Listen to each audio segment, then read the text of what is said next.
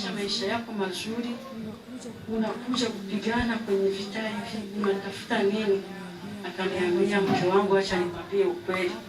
Hapa sisi, tena naambia usimwambie mwanamke yote, wanawake mko na rugambo. Hapa sisi tuko hapa kupigana, tunabuza Kongo. Tunataka wapi? Tunapigania Uganda. Hata kutoka kwa Mzee Jamiru tulikuwa tunafanya nini? Tunapigana tufanye nini tupate Uganda. So sisi hapa kupigana kwetu ni kupata nini? Uganda. Mimi nikanyamaza. Nilizokaa naye baada ya masiku madogo, Juni lingana na watoto wawili. Mmoja alikufa. Hali ilimshinda kuvumilia chakula kibaya. Maisha na watoto. Akakufa, alivimba, akaanza kupasuka, akakufa. Nikabaki na umoja. Nikatumia, nikaishi maisha mabaya, kuteseka. Na yeye alikufa. Walijamfika wa UPDF alikufa. Bwana yako. Huyu Mkongo, Mtanzania. Yaani sasa UPDF wakamuua. Wakati gani hiyo? Alikufa mbele ya Mlalo. Nenda familia ya Mlalo naye alikufa nyuma ya nyuma. Alikufa miezi ya nyuma kidogo. So yeye alikuwa na watu wake wanamchunga, ndio alikuwa anawafundisha kutengeneza mabomu. Alivyokufa wakaanza kunishika vibaya, nikaanza kuteseka na mtoto wangu. Mtoto anateseka, anavimba, anapasuka, hata nikiwalilia hivi vindaga vidogo vimkene hawezi kunipa. Ninateseka na mtoto, unapanda milima, shuka, mvua, jua, mtoto kwa mgongo mpaka naye akufa. Mtoto wa pili. Alianza kufa ni mdogo, wa kwanza ndio asifa nyuma yake. Anateseka, anakia pale, akawa anakwambia hivi wanawabaka, wanawaua au wanatia jela mbaya sana. Tukawa tunaogopa. Wanawaambia kwamba jela kwa UPDF tutawaua. Na watatubaka au watatutia mjela mbaya sana. Tukawa tunaogopa kutokana na wanatuambia. Lakini nilivyoona ilikuwa grupu yao wenzangu walikuwa 14. Walijawatoa, nikaona hawajafanya kitu na wakatangazia kwamba wamewakamata wazimu. Na mimi nikatia nia. Tukwambie, wakati ule vita ilikuwa kali, so kila cha kinatokea wanakuambia. Kama kuna wenye wamekamatwa wazima wanakuambia. Na mimi pale nikatia nia, nikasema chenye kitakuwa kikuu. Sipata muda kunipiga, mimi nikatekingi kava ni wasubiri wanisaidie.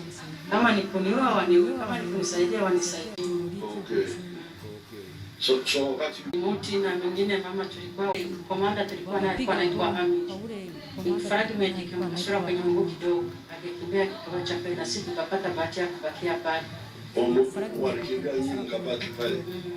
UPDF tukakuta hapo. Tukisikia UPDF wanasema songa, twende.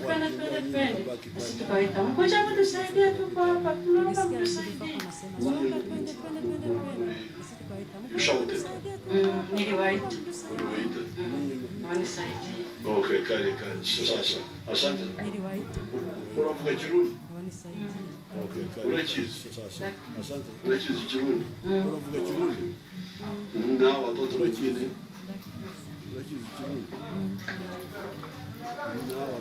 So, wewe kwa mwezi gani? Washinje. Washinje kutibu. Unaona nasema chikoni.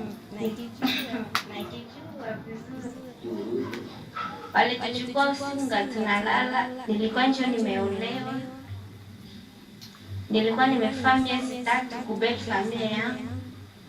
Tulikuwa tukishafika karibia 3 kilometri, pakitambia setsende huko pembeni. Nikiona banapeleka bwanangu, banenda mchinji. Bwana wako alikuwaje? Alikuwa station Strahinga. Alikuwa station Strahinga. Jini.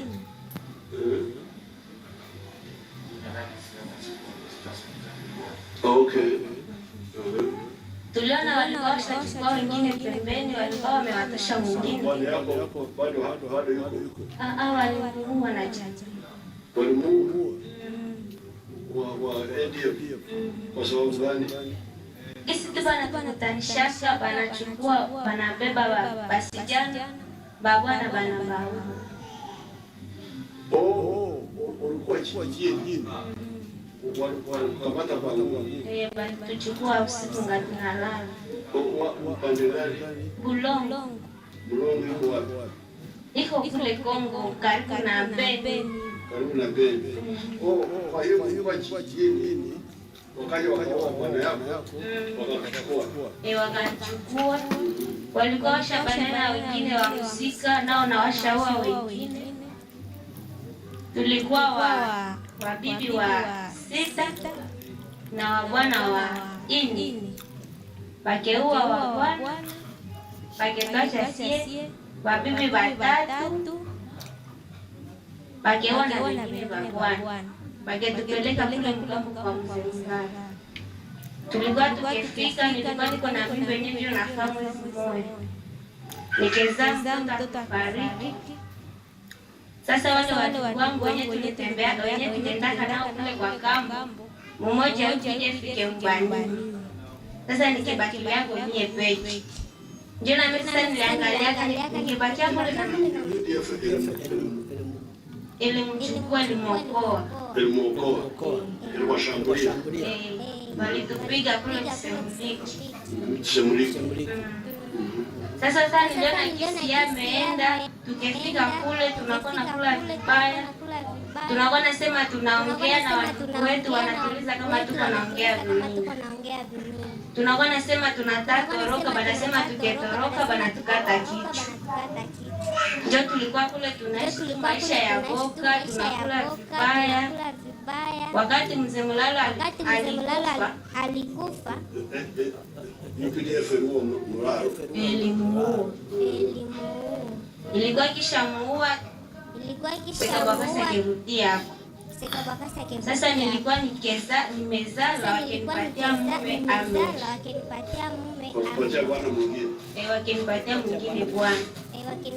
Sasa tulikuwa tuko na nimefaa kwa mwaka mmoja.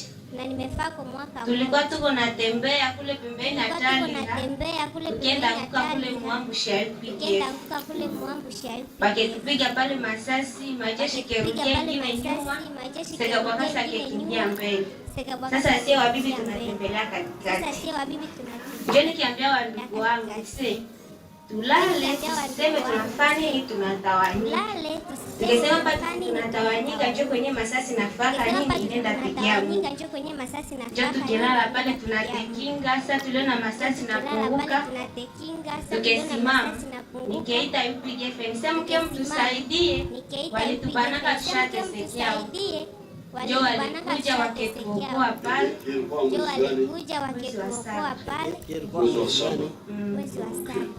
walikuja waketuokoa pale. Tukifika wanatupatia chakula. Tunanawa, tunalala vizuri, tunakula. Nasema Mungu awabariki. Okay. Basi ndio kutibu. Basi ndio kutibu. Asante sana. Mwingine. Amanya gange mpitibwa Nansubuga Mariam. Ulimuganda dala ubawa.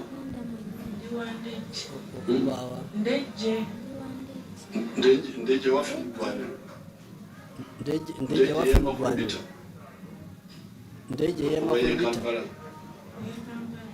Obaye Kampala. Entebbe. Okay. Unda wetu Entebbe. Okutuka kwange mu ADF. Naine myaka 7.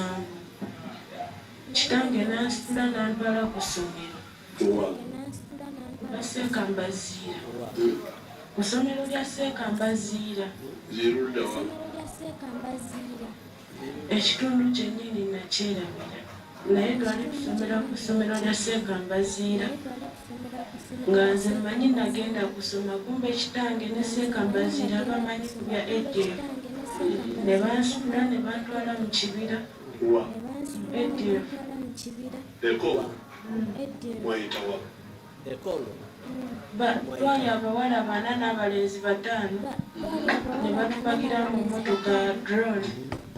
ssaawa 12 ne batutambuza ne tusanga bannaffe omuwala omu n'abalenzi 2 ne babateeka mu mmotoka ne batutambuza ne batuuse Kongo ne batubuza bwe bababuza mulagawo mugambe mugenda bajjajja wamwe ne tutambula tewaliwo yatubuuza bwe twatuuka mu maaso ne batugyamu emmotoka emaaso n'emabega nga waliyo abajaasi ne batufulumya ne batuyingiriza mu ba ADF.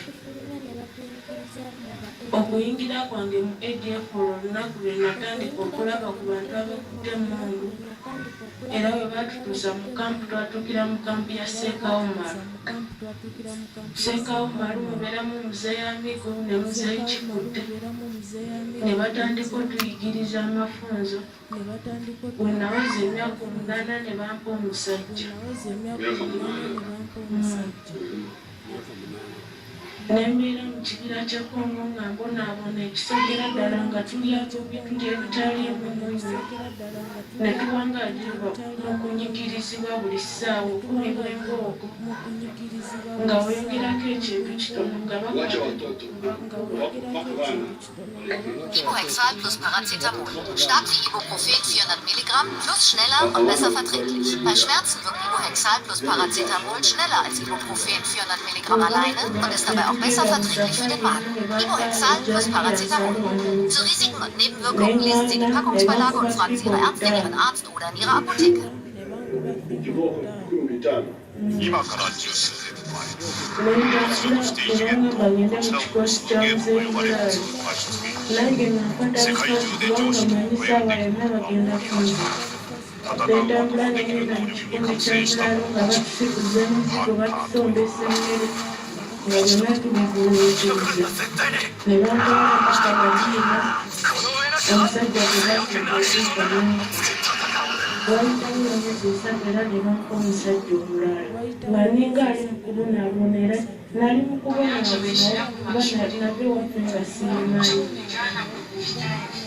Nemmala n'enzira eddone mu kibira ky'Enkongo kampi ya Amigo kibeera Amigo Kikutte ne bawangaalira ku Taliha ne bamba Jafari taata w'omwana omulenzi gwe nnyina Katongole ye Saadi Katongole ne nzaala omwana ow'obulenzi n'alwalirira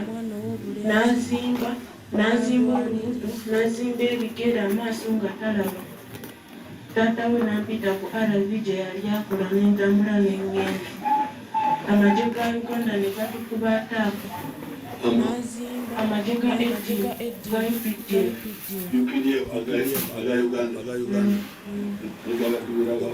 gatukubira ku ddala ttale.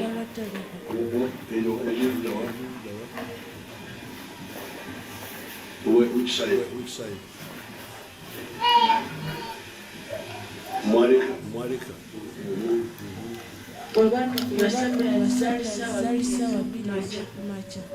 Nenziruka ne bannange kati nze okuva wenatuuka mu kino omutima gwange tegwatebenkerayo naye ngamba bannange tuyimirire ne mbagamba abo basiraamu naye nga nze ntegeze nga njagala batukwate ffenna batugye mbeera embi ne bagaana ne badduka nze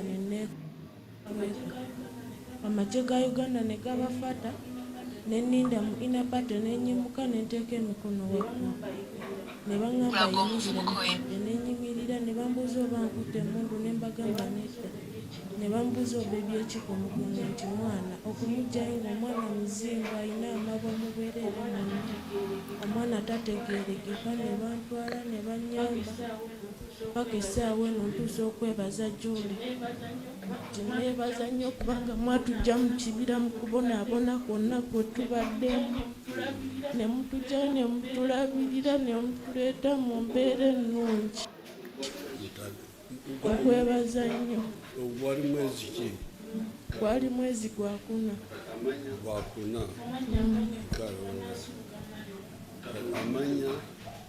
Amanya agange empitibwa Nansubuga Mariam.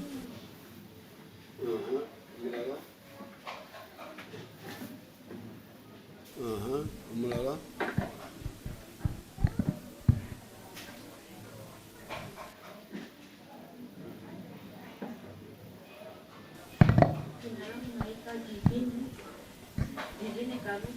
natokea Kongo. Goma. No. Nilikuwa kaniko kunyumba. Uko kabila gani? Mnande? Mushi. Sema kishi mnasalimia na mna gani? Nyanzi.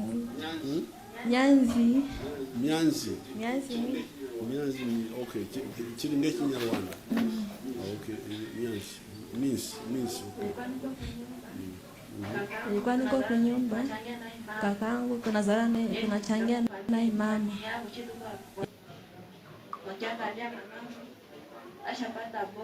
Islamu familia yao ba Protestants. Mama naye naishi maisha ya alikuwa ya mzuri. Babangu alikuwa anaishi kivyake na maisha yake. Chetu tunaishi maisha ya haiko ya mzuri. Babangu alikuwa anaishi. Nilikuwa na mdogo wangu wanamita Sara kaburi boko. Akamwambia naomba yule mdogo wangu aende naye aenda kumsaidia kumsomesha. Mamangu ndio akakubali. Sasa nilikuwa na mdogo wangu ashapata bosa akashamkubali kumsomesha. Mama kananiambia nikamwambia mama watembelea wapi? Uganda ndivyo.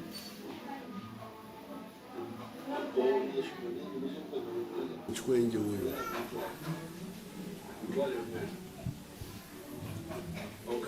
Nansuka na umazoko oyinza kumtwala.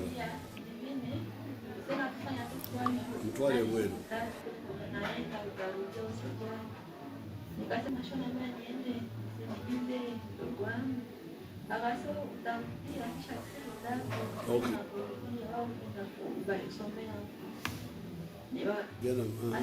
Kisha mama wangu akanambia then mamadu nikampigia nikamtumia message. Colonel wa wapi? Mamadu alikuwa anai nani majeshi.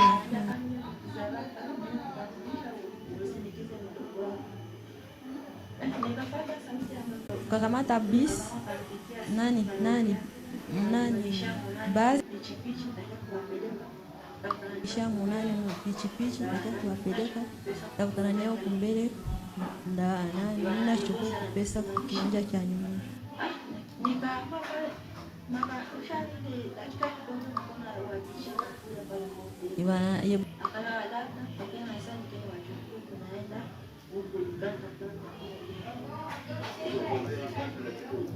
Bosi ananitumanishia. Nikakaa pale mapa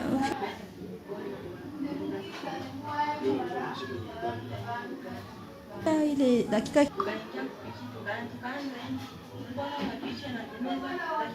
anda 10 ni huku tu buku beni mpole kwa wanatupeleka na ongea lugha nyatusi.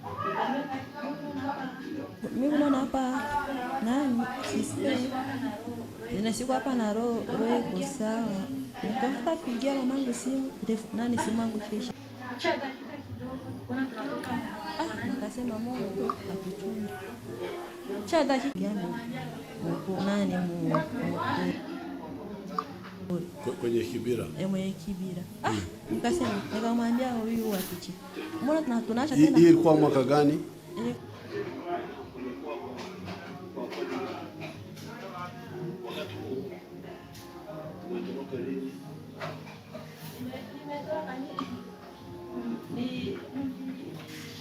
Miaka 10 nyuma.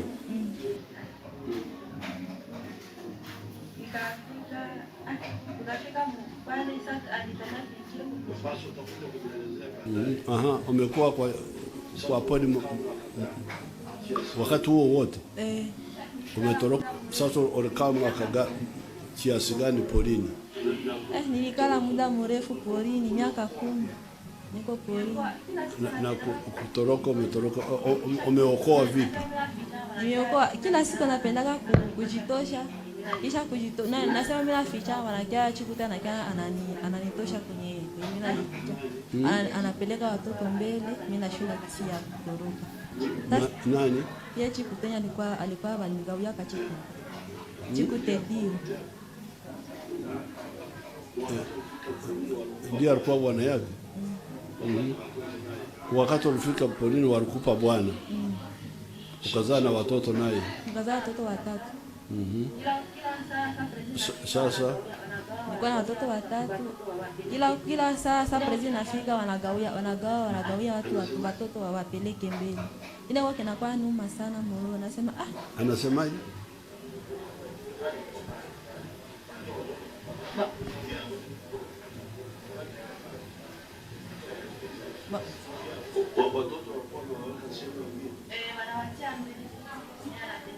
Watoto walikuwa wanaweka sehemu nyingine. Wanawatia mbele kwenye anatembelea yeye.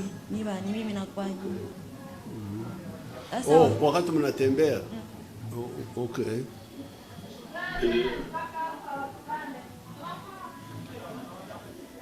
Endelea.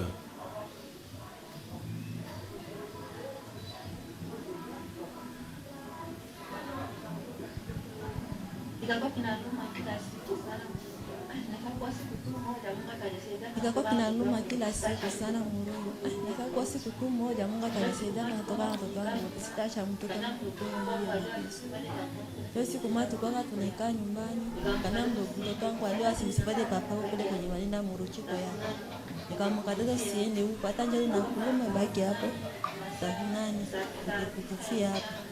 Ni kama hapa mnani saa 9 ya mchana na waliko muruchiko chikupe na amigo na una sekauma na mobindo na udongo wanaikaa huko. Sasa surprise ikakuwa mabomu. Watu wote wakakimbilia kwenye position walikuwa naishi. Wakakimbilia kwenye nilikuwa naishi. Bakaanza tuambia tufuate. Mimi nikasema mimi leo sitawafuata. Kasema moro. Mabomu ilikuwa ya ndege. Mabomu tu ya RPG, mamota, masasi mengi. Nikasema nikaona mtoto wangu, kabla mtoto wangu mbele na mwili nyuma. Akijana nikamkama kamshika kwa mkono. Watoto wako wote 3? Wote 3. Mwingine nikamshika kwa mkono. Wale wa mama walikuwa mbele na huyo Weraso. Akama, "Hivi unaenda wapi kule?" Nikasema, mimi napitia njia huko yuko. Huko watu kuna sukumana sana watoto huko wanatuluma napitia huko. Sasa nikarudia nyuma huko, nikaenda mbele kidogo kama sasa natokea. Nikatafuta mti nikekaa chini. Nikalalia hivi watoto kama masiko wanajua sana nikaacha hivi video asilala. Na viko wanatutafuta. Ni wanabaki nyuma. Ule kijana atafuta lalamika, nikamshika mdomo na nguo. Nikamwambia achafulie muda inafika pa kutoka kwenye pori. Alikuwa wanavimba sisi kama kuwasaidia. Sasa UPDF akaja kukuta hapo. Hasa maseli Nyamanza, nikawaita UPDF. Nikamwambia baba naomba kunisaidia naomba msaada. Ndio wakati wanalalamika, nikasema niko hapa naomba msaada. Nisa wakakuja wakajitokeza, akasema ilikuwa mwezi gani huyo? Mwezi wa 8. Mwezi wa 8 juzi. Ilikuwa upande gani?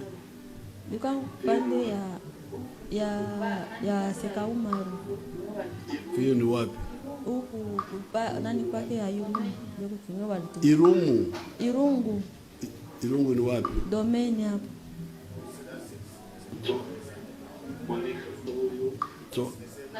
Marika.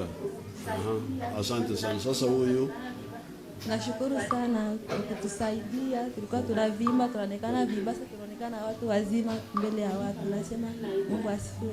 Thank you. Mimi kwa majina naitwa Bizumkama Amina Sole. Nimetokea Burundi na mume wangu aliniambia tunaenda Kinshasa.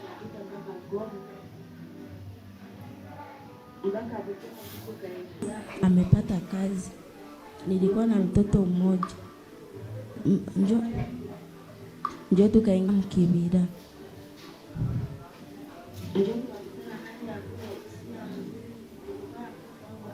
Njoo tukakutana hali ya kule si ya mzuri. Nilikuwa na mtoto wangu akavimba.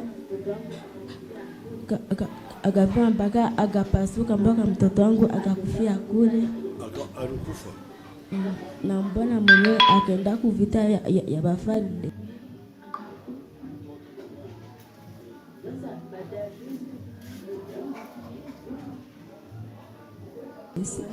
akakufia kule na mjomba.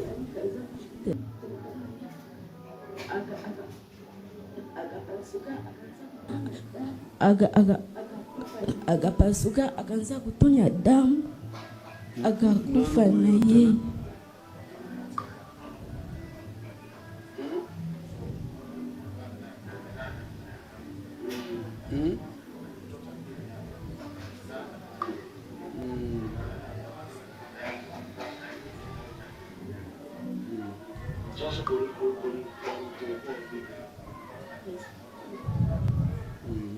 Sasa Abuakasi zilikuwa kama maseno za usiku jo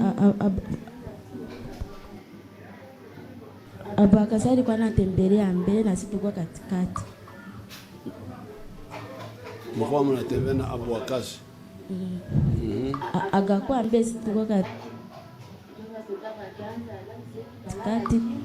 Ndio basoda bakianza basi sisi tukalala chini tukasubira masase ikatulia tukalalamika. UPDF iliwapiga usiku? Tukapiga usiku tukalalamika. Kwa ambushi kwa nini?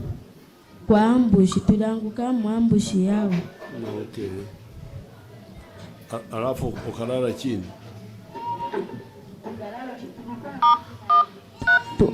Tukalala tulikuwa 14.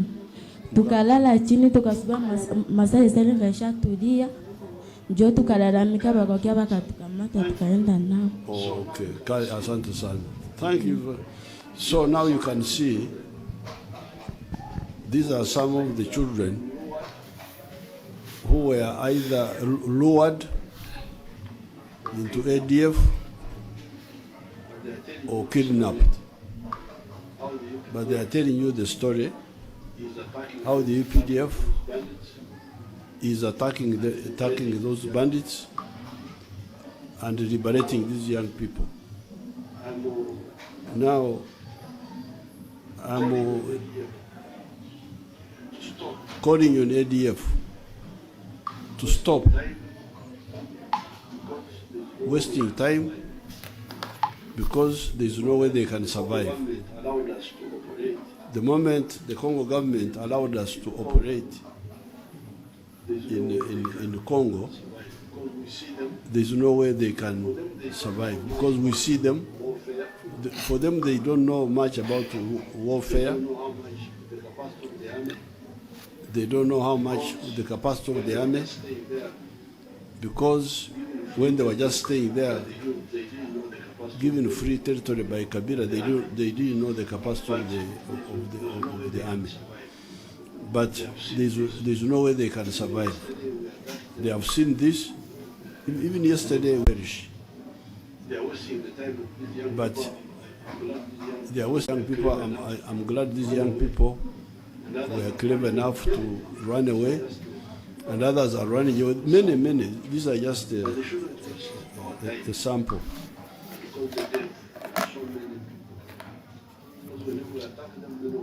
But they shouldn't waste our time.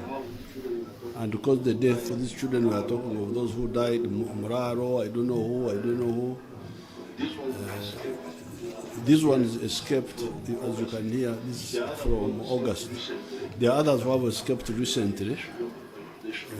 They should bring them to the TV and they talk to you. But I call on ADF to stop, come out. You are wasting time. Also warum nicht Materialien nutzen, die extrem stabilisierfähig sind?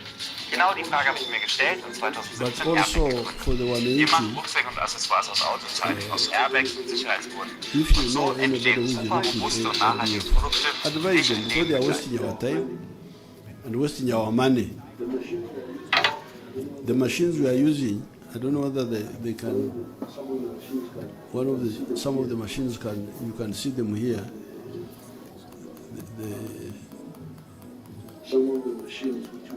Some of the machines which we use.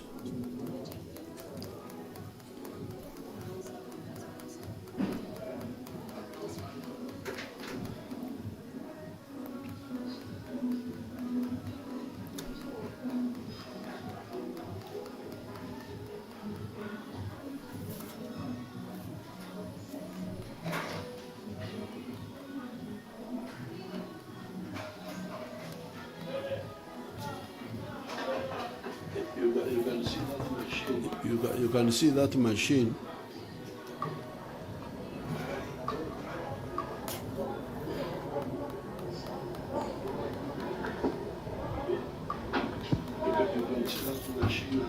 You can see that machine and all those bombs.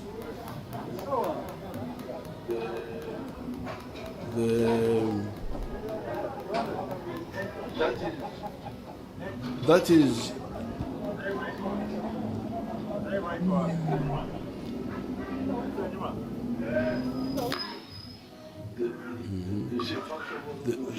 you see, first of all, those machines are very expensive. Secondly, the fuel they consume. Then the bombs, which were used to hunt these criminals. This is the method which we should be using for. Is a lot of fuel. Then the bombs, those ignore these criminals who are killing people, and that's why we squander money on these.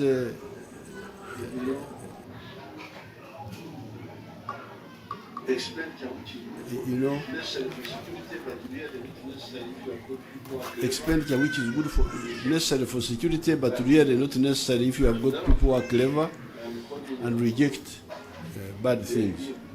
So therefore, I am calling on the ADF people to come out and stop wasting our time. If they don't, they will all perish. Unfortunately, they don't allow people to listen to the radio in the camps, so I can't say that I'm calling on the people to run away because they don't allow radios. It is only the leaders.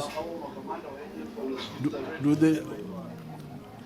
Hawa makamanda wa ADF wanasikiliza radio? Wao wanasikiliza, lakini nyinyi hamusikilizi. So the only radio we give them is the bombs, those bombs. When we bomb them, that is the only radio that. But these young people knew that UPDF doesn't kill people. That's how they were able to run and. Mlijuaje kwamba UPDF haiue watu? Mlijuaje?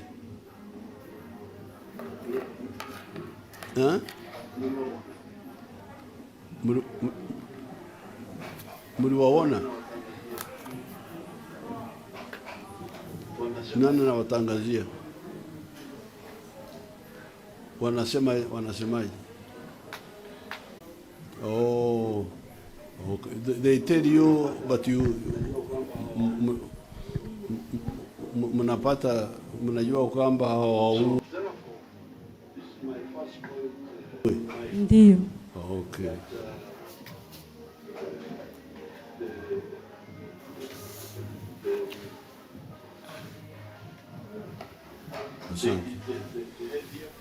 So ADF has no chance of surviving. We are hitting all of them in Sector 1, Sector 2, Sector 3, and now Sector 4, the one near Mombasa. Those machines which you see can reach very far. There's nowhere they cannot reach. And Wananchi in Eastern Congo have gone back to their villages. If you have got some pictures which can show that, you can show it the Wananchi back in their villages. Now recently, the UPDF in their stupidity, they think that if we send small groups into Uganda to kill people, then maybe the UPDF in Congo will come back. But that will not happen. That's how they sent the group of Kamusu and Njovu into the park to kill the children. They are the ones who killed the children of Rubiriha. They are the ones who killed the two tourists. And then they killed the people in Kamwenje.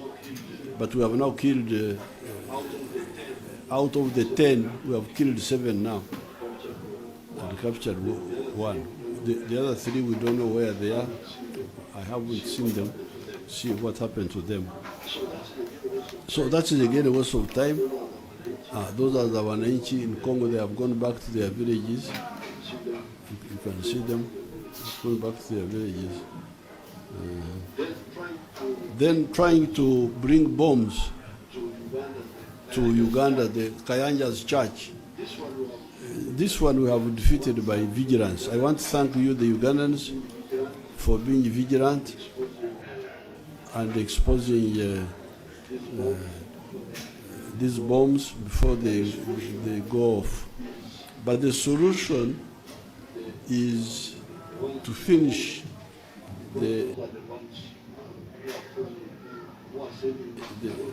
ones in Congo, because those are the ones who are causing or who are sending all these groups and ruining the lives of them. I just came here to tell them, please stop, otherwise you will perish like all the others have done. You hear that Moraro died. What happened to Medi? Did you know somebody called Medi?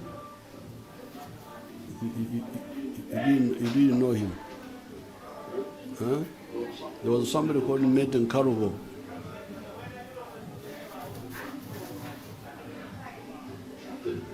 Some of them they don't know them. Now, the second, so the main point I wanted to mention to you is to update you what's happening to ADF and to use this occasion to tell ADF to stop, come out. Otherwise, we have all the capacity. As long as His Excellency Tshisekedi has allowed us, we have no chance. We shall finish you. Now, the second and final point are the pressures which some foreigners try to put on Uganda to interfere in our internal affairs. Those documents of mine from Lalam, where are they? Lalam, tell them how to bring my documents. Now,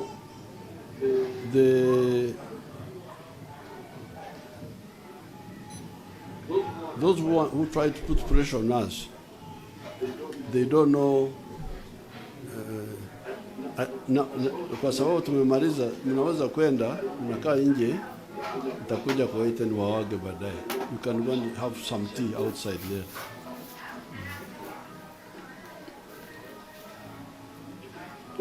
Watch, you can pass even there.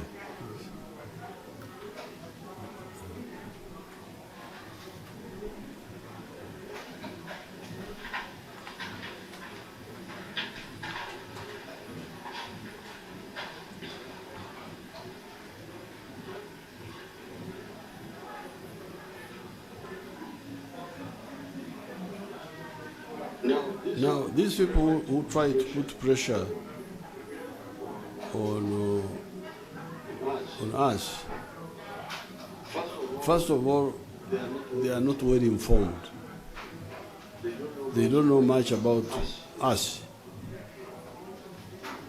Yes, this part of Africa was colonized, but it was colonized because of our chiefs.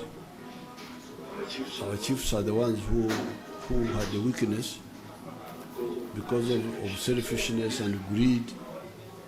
They would divide our people, and we could not unite to defend ourselves. Otherwise, I'm waiting for some documents.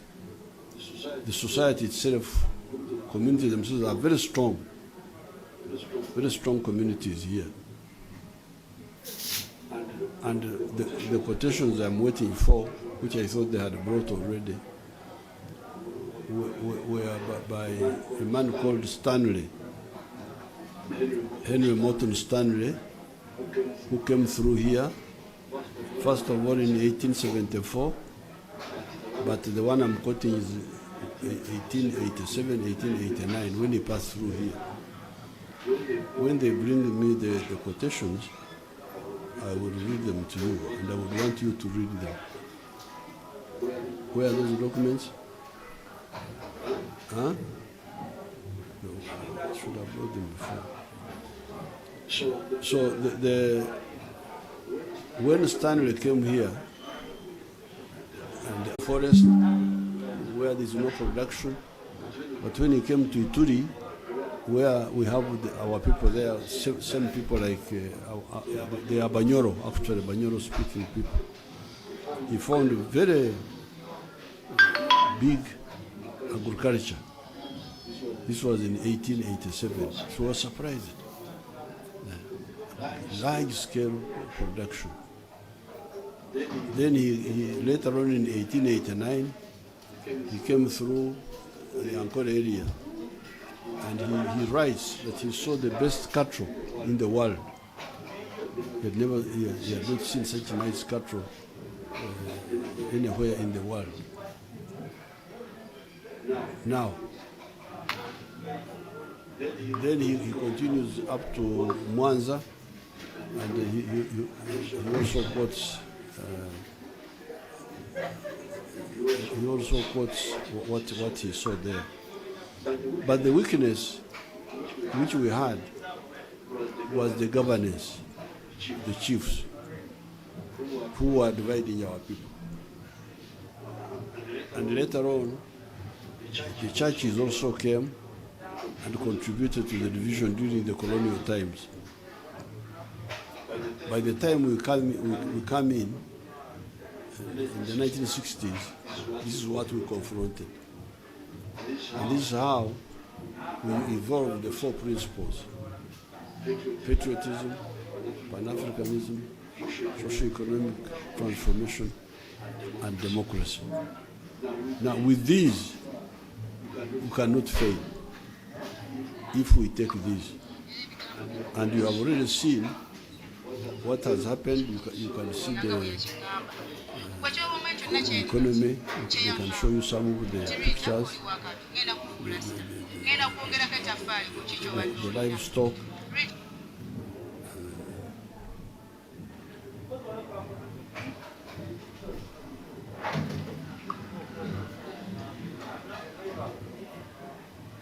Those are the factories.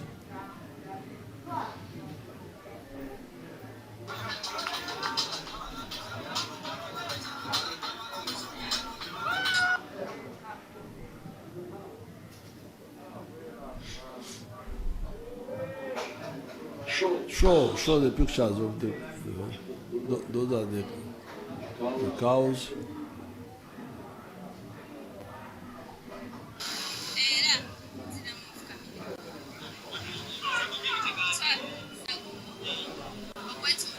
That's not foreign aid from anybody.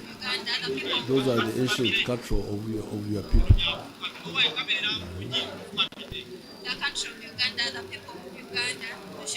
Are you tired of showing the economy?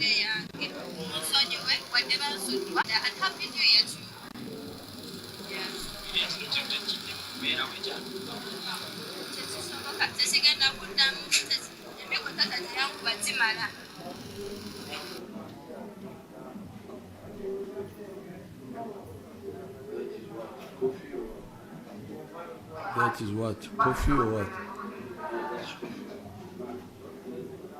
Ah, that's coffee.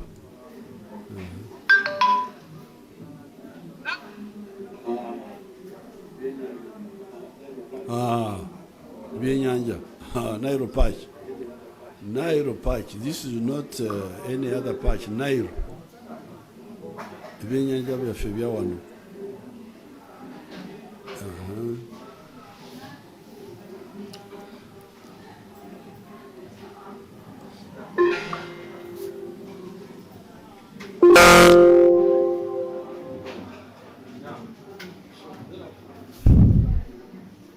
So therefore,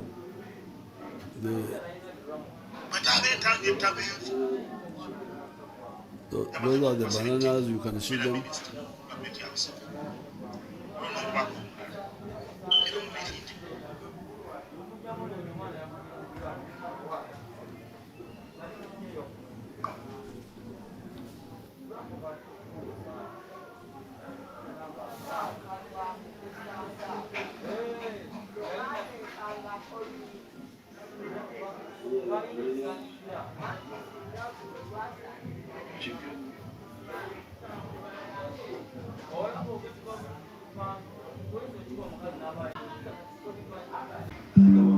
lots of sweet potatoes occupied the outskirts of these plantations. And there was ample evidence round about that the land was thickly peopled and industrially cultivated. This is 1889. 1887, this one here. A white man who has never been to this part of the world finds this big production. Now the second quote. This is now on page 216.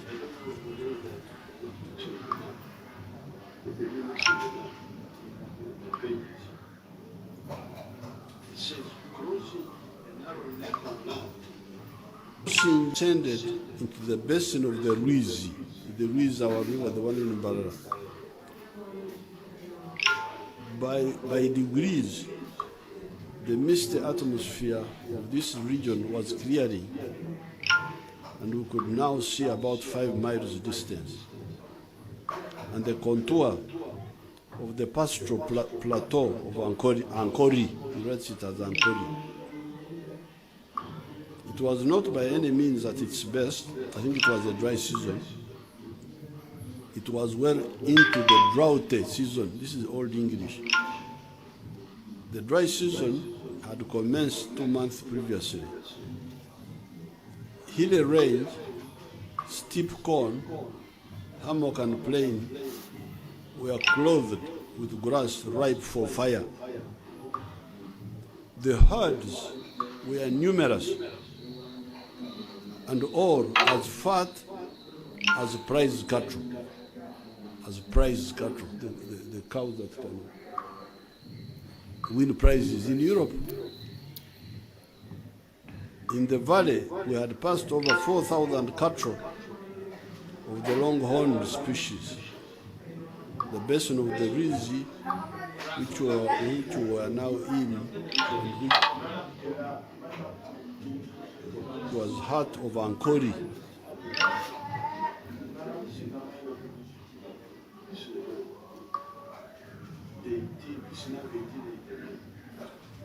Possessed scores of the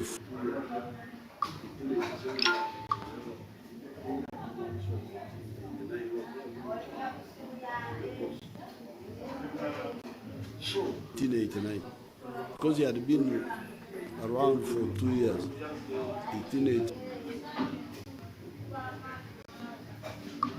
A community. This is now a local comrade.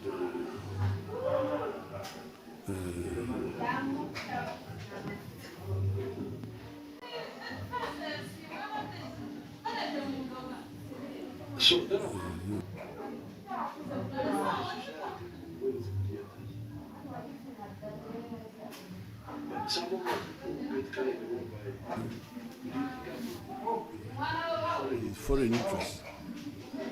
They forget our strength. All those things you saw here, these are all ours.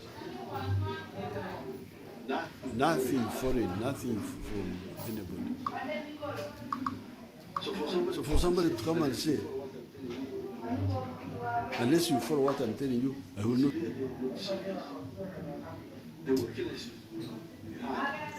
It's really not serious. We are governors. It was our leaders who were dividing us. And that's how the NNM came and opposed those divisions. But otherwise, our people are the same. And this one now leads me to another quote. This is now on page 422, the second volume. I think the other quotation were also from the second volume. Because the first volume, I think, was talking about something different. By this time, Stanley was now in Tanzania, near Mwanza. They had gone through Ankole, through through Toro, through Karagwe, they were now near Mwanza. By a gradual rise from Amranda is a misspelling, it must be Rwamaranda or something like that.